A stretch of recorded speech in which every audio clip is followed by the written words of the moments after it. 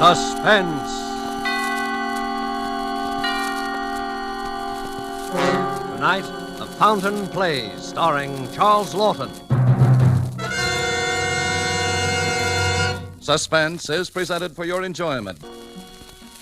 This is the Man in Black, who tonight from Hollywood bring an old friend at these proceedings, Mr. Charles Laughton, as star of an unusual murder study by his distinguished compatriot, Miss Dorothy L. Sayers, called The Fountain Plays. It deals with the fortunes and misfortunes of a middle-class Englishman of the name of Spiller, who lives on a little country estate with a cook and a manservant, and in the garden, yes, a fountain. And so with the performance of Charles Laughton as Mr. Archibald Spiller, we again hope to keep you in suspense.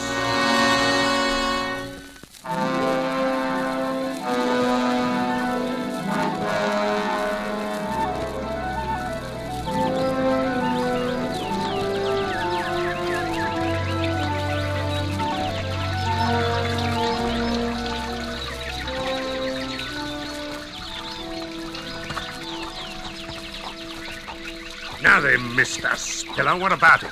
Oh, I say, look out there, Sam. Look out for what? Still as blind as a bat, aren't you, Sam? You really ought to wear glasses, you know. Don't you try and put me off. I was only trying to keep you from getting your clothes wet, Sam.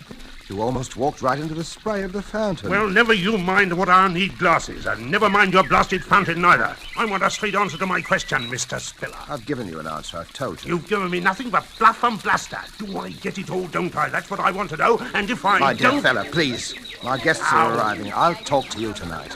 You better talk straight. It'll be your last chance, my lad. Hello. Hello there, everybody. Just in time for a little refreshment. Master said we'd find you here, Daddy. I hope we're not interrupting. Oh, certainly not, certainly not. You know Mr. Gooch, don't you, my dear? Yes, of course. And this is my neighbour, Mrs. Digby, Mr. Gooch. How do you do, Mr. Goose? And Ronald Proudfoot, my daughter's fiancé. How do you do, sir? How do you? Well, I was just showing Mr. Gooch the wonders of my little fountain. Oh, Daddy, you do make such a fuss over this fountain. Even so, I always say there's nothing like a bit of ornamental water to set a place off. Sort of like the Versailles garden, what? Oh, it's really lovely, Mr. Spiller, and so secluded, with the rhododendrons and the lilac hedge all around. You like it, eh? You know, I was thinking of cutting out some of these lilacs. Oh, I wouldn't. To make a vista, so to speak. You can't even see it from the house with these bushes on all four sides. Well, now, perhaps that might add something. But if you like the lilacs, Mrs. Digby, the lilacs shall stay. Oh, Mr. Spiller, I'm no authority, I'm sure. Well, if you want an authority, I'd say it's a mess. Plaster, backstop and all, a mess, see? A mess? Oh, maybe Mr. Gooch means the way the backstop arches up above the spray. It rather overshadows it. Well, I have to have that, you know, my dear, because prevailing winds from the south, don't you feel how nice and warm it is tonight? Blow the jet of water right onto the grass. If it weren't for that backstop, we'd have a proper swamp over there. Wasteful, too. Well, I'm glad to know that. You always were a fool, Archie. Squandering money on a fountain. No, indeed. It uses the same water over and over again. Like the one in Trafalgar Square. Most ingenious, really. Why, isn't that a wonderful idea? Of course, I have to be careful, even so, to turn it off every night to save leakage and waste and so on. Oh, Mr. Spiller, sir. Dinner is served. oh thank you, masters. Well, what do you say, everybody? Ready for a bit of dinner? I should say so. Shall we go in, then? Why, Mr. Spiller, your modest little fountain. When you're past the bushes, all at once you can scarcely hear it. Yes, it's quite impossible to hear it from the house. Can't hear it at all.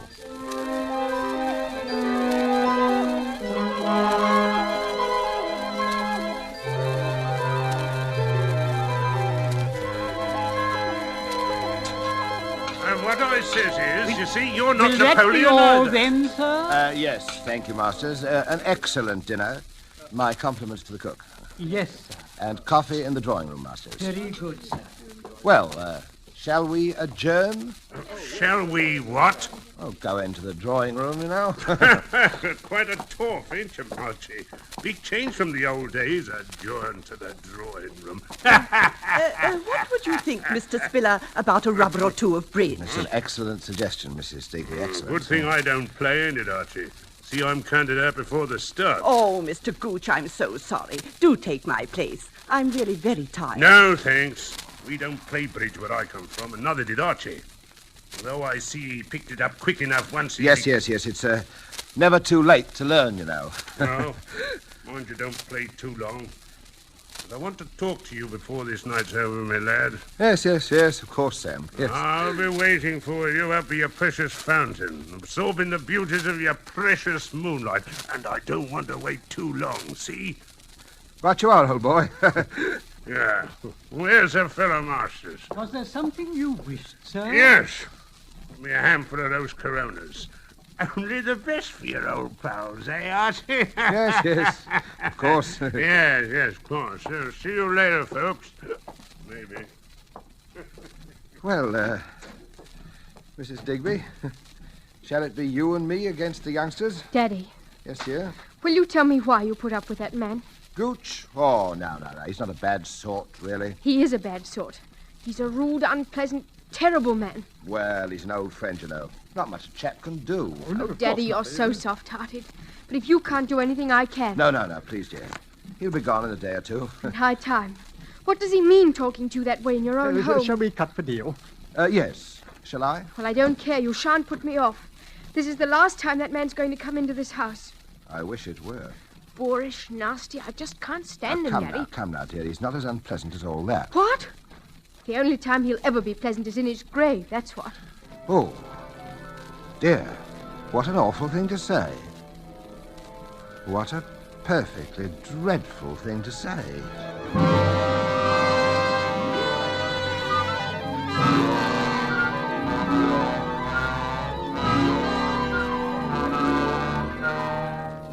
Tonight for Suspense are bringing you as star Mr. Charles Laughton, whom you have heard in the first act of The Fountain Plays, tonight's tale of Suspense.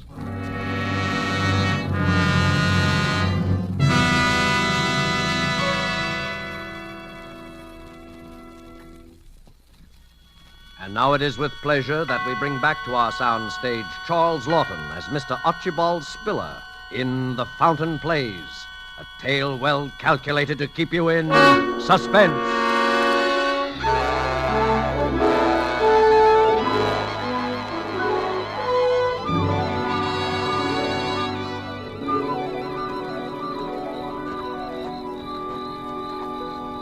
Of course, we have a very pleasant garden, Mrs. Digby, and I don't know anything that's given me such enjoyment as that fountain. Do you know that it uses the same water over and over again? Yes?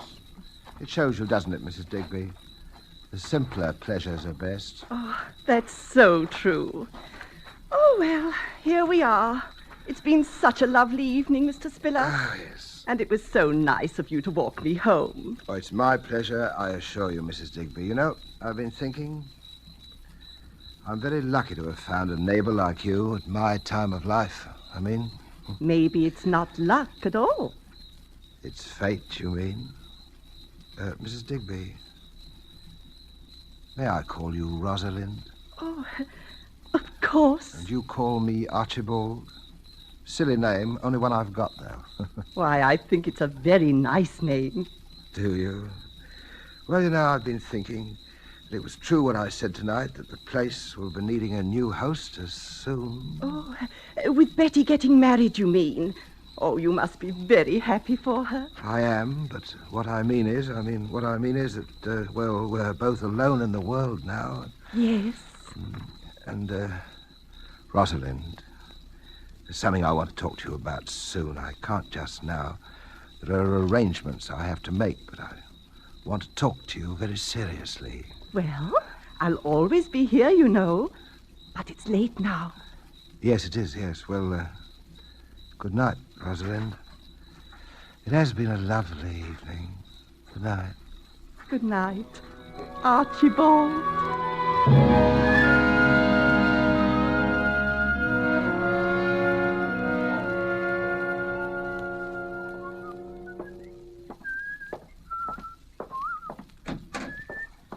Ah, Masters.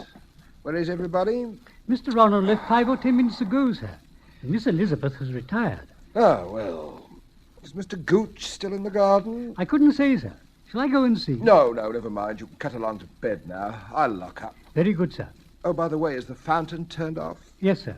I turned it off myself at 10:30, seeing that you were engaged, sir. That's fine. Well, good night, masters. Good night, sir.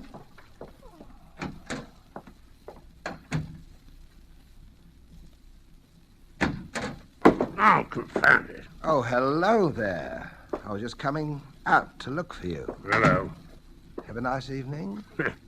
Nice evening. Not as nice an evening as you had with your obliging little widow, That's eh? enough of that now, Sam. Oh, it is it?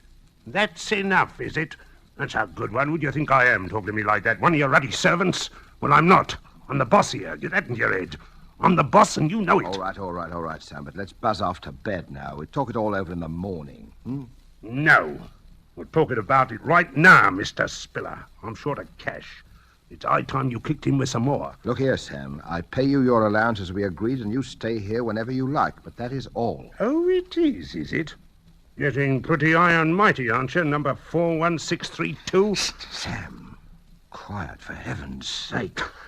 You're in a fine spot to tell me what you're going to do, aren't you? Quiet. The servant's mightier. Quiet, Betty mightier. Oh, Mr. Ronald Flapdoodle, whatever his name is. Really, Sam, you're quite impossible this evening. Impossible, eh? Impossible. But I'm not an escaped jailbird, am I? I'm not liable to be hauled back to work out 10 years hard labor for forgery, am I? Quiet. Look here, Sam. I'll give you a little extra. This once. And when I think a man like me was only in for a short stretch anyway and worked it out all good and proper, depended on the charity, mind you, of a pal was rolling in wealth. I am not rolling in wealth, and you know it. But if you'll promise me faithfully that this is the last time... Oh, sure, I'll promise. For an old pal, I'll promise anything. And just give me 5,000 down. 5,000? That's right. We've got a great opportunity. All I need is a little ready cash. Now, don't you be an idiot, Sam. Where do you think I'm going to lay my hands on that much, just like that? Now, look, I'll give you a check for 500. Ah, trying to renege on an old pal, eh? I said 5,000 and 5,000 it is, or you'll find yourself back on the rock pile. I tell you, I haven't got it. Haven't got it. You've got enough to go buying fancy fountains or playing around with the widow next door. You leave Mrs. Digby out of this. I'll leave her out of it, all right. I'll leave the old frump to you. Oh, yeah.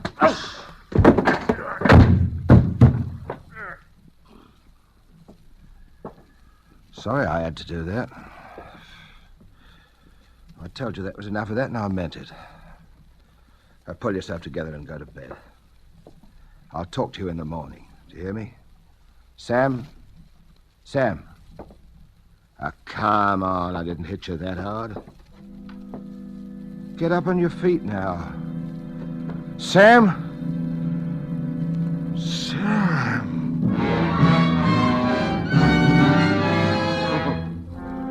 Oh, I've killed him.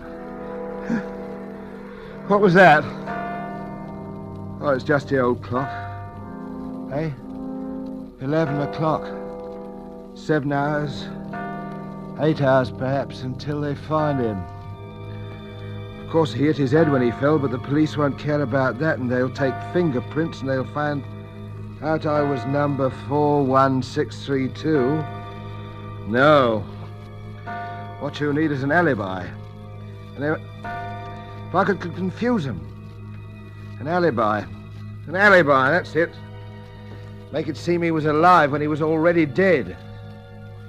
First you have to fix the time, haven't you? The time. Well, you've got to make it earlier.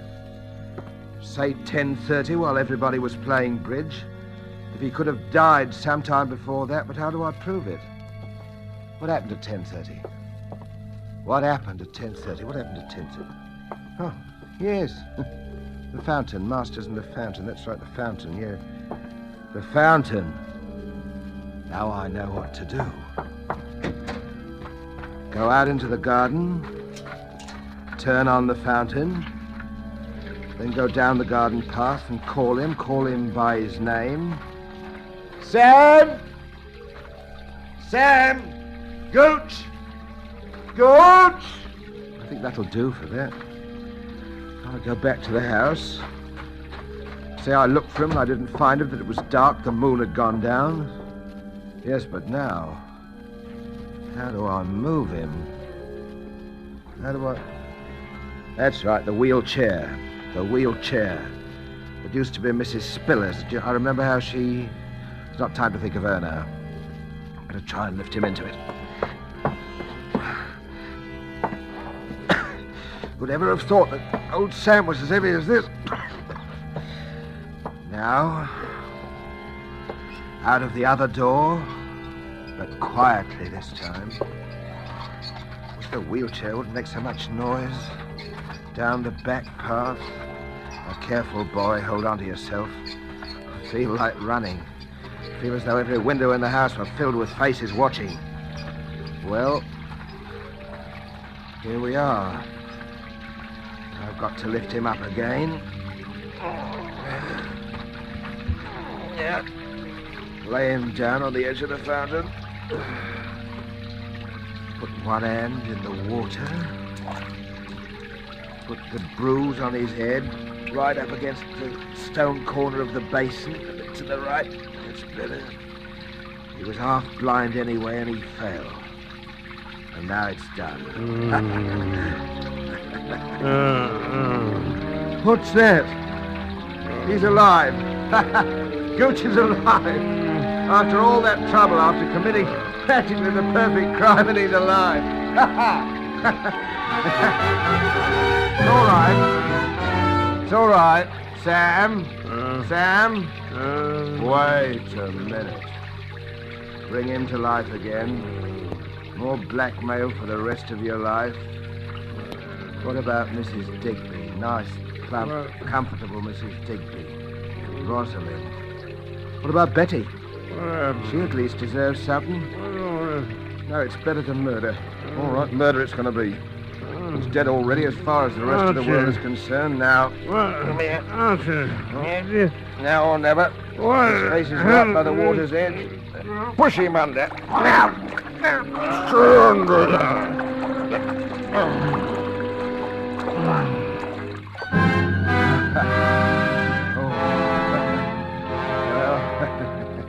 Now it's done. Now it's done, Mr. Spiller. I suppose I ought to feel remorse. Why should I feel remorse? Does the mouse feel remorse that the cat's killed? Nah. Does the prisoner feel remorse when he leaves his prison? Nah. It's done and it's well done. There's nothing left but the finishing touches now. Well, we take back the wheelchair, let the fountain run another hour, and then to bed. Why should I feel remorse? Nonsense. Congratulations would be more like it.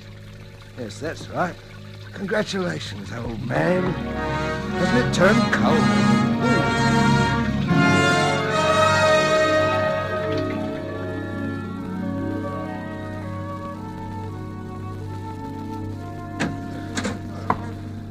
Inspector Frampton, sir. Oh, yes, come in, Inspector. Come in. I hate to trouble you, Mr. Spiller, but regulations, you know. Oh, of course, yes. Everyone here who was present the night of, last night. Yes, Inspector, there's Mrs. Digby. She's my neighbour, my daughter Elizabeth, and her fiancé, Mr. Ronald Proudfoot, and the servants, of course. Excellent.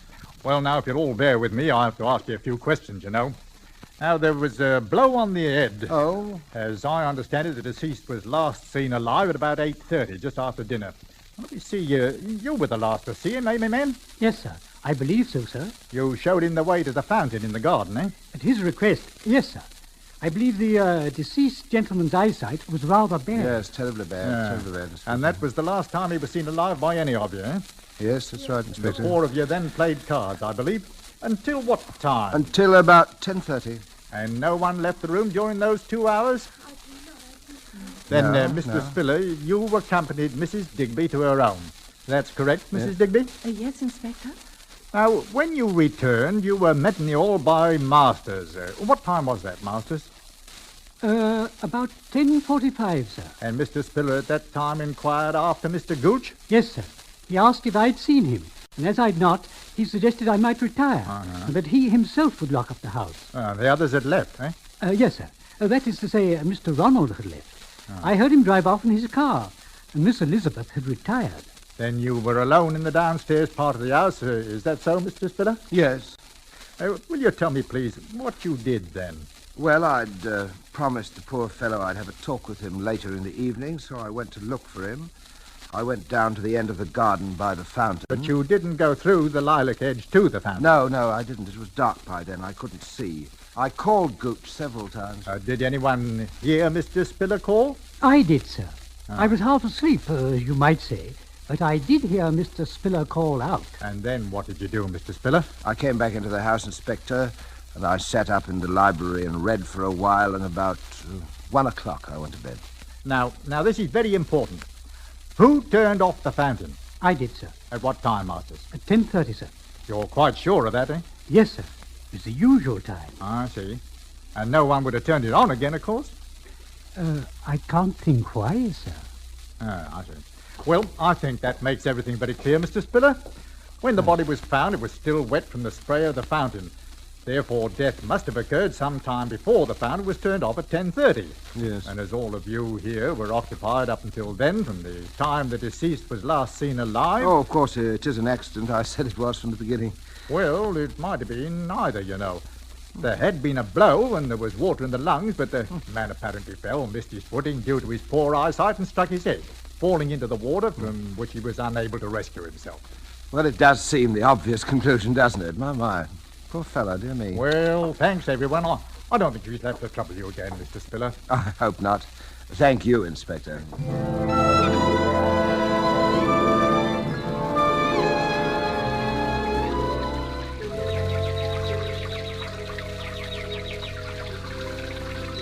Oh, Daddy, I'm so glad.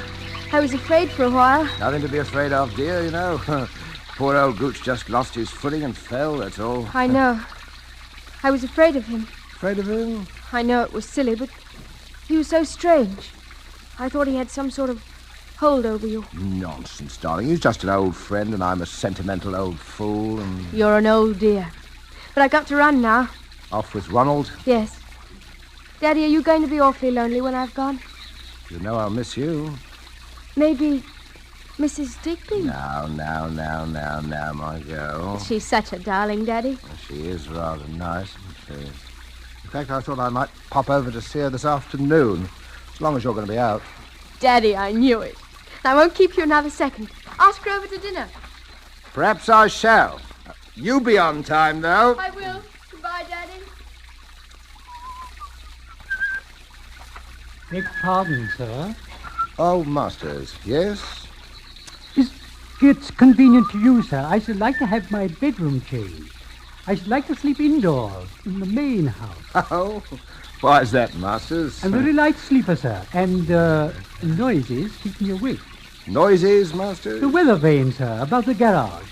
When the wind changes, it creaks. Well, a little oil, perhaps. I hardly think that would do, sir, because when the wind changes, there are other noises. Oh. They can be most disturbing, sir. What other noises, Masters? The fountain, sir. The fountain? Yes, sir. Ordinarily, I'm quite unable to hear it, any more than you can in the main house, sir. But when the wind is from the east, the plaster backstop acts quite like a sounding board in the direction of my room, sir. In fact, I can not only hear the fountain itself, but I can hear even the faintest noises in the grove around it. Quite clearly. Ah, I see, yes. Quite, sir. I see. Yes. For instance, on the middle night, Mr. Gooch sustained his unfortunate accident. I noticed the wind changed a little after 11, because it got very cold. The weather vane wakened me, and then I heard the fountain. I seemed to hear other noises, too, if I may say so. You heard? Yes, sir. Yes. I might add that after noting the police inspector's observations, I took the precaution of pressing your dinner jacket. The sleeves seem quite wet, sir. Yes. I think, sir, all things taken into consideration, you might find it worth your while to retain me permanently in your service. Oh, yes, of course. I wouldn't dream of ever wanting to replace you, Masters. At, shall we say, just double my present wage? For the present. Well, yes. I'm very much obliged to you, sir. Is there anything else, sir? No, nothing else. I'm going to sit here by the fountain. Very ingenious, the fountain. Most ingenious, my fountain. Costs a little to run because it uses the same water over and over again. Over and over again. Over and over again. Over and over again.